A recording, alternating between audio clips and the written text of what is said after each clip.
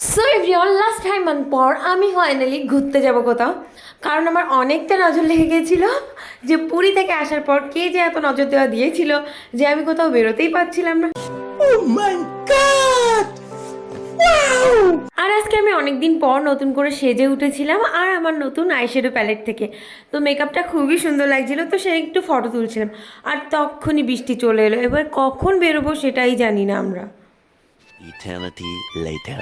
তো ফাইনালি বৃষ্টি কমার পর আমরা তো বেরিয়ে পড়েছিলাম, আর বৃষ্টির পরের যে ওয়েদারটা এতটা ভালো ছিল তোমরা দেখেই বুঝতে পারছো ব্যাকের ভিউটা, আর যখন অন্যান্য ভিডিওগুলো দেখো তখন দেখতে পাই। আর শুভর এখানে আকাণ্ড দেখো, পুরো মনে হচ্ছিল না এই এর মতো অবস্থা।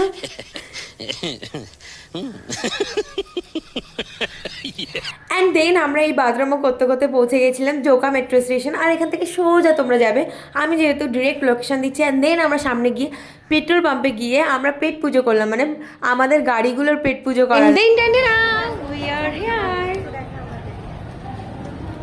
ফাইনালি আমরা চলে এসেছি মন্দিরে। তো যাই হোক, এসে তো ভীষণই একটা রাজকীয় ব্যাপার মনে হচ্ছিল। আর আমি আমার বন্ধুদের বলছিলাম, দেখ আমি কালকে জন্মাষ্টমী করেছিলাম, তো তার ফল হলো তোরা এই মন্দিরে ঘুরতে এসেছিস, পুণ্যের ফল, আমার পুণ্যের ফল। অ্যাকচুয়ালি এতটাই নজর লেগেছিল যে আমরা কোথাও লাস্ট বেরোতেই পারছিলাম না 5 মাস ধরে। তো ফাইনালি ভগবানের দর্শনে নজর কেটে গেছে, এবার হয়তো কোথাও যেতে পারবো।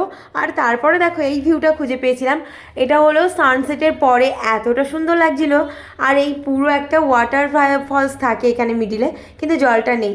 আর তারপরে আমরা সিঙ্গারা খেয়েছিলাম মন্দিরের বাইরে থেকে, অ্যান্ড খাওয়ার পর ওখানে বড় বড় রেস্টুরেন্ট আছে আর কি।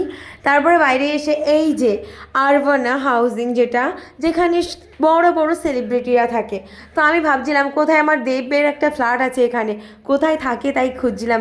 তোমরা কি কেউ দেবকে দেখেছো? না দেবের আন্ডারওয়্যার ঝুলছে কোথাও।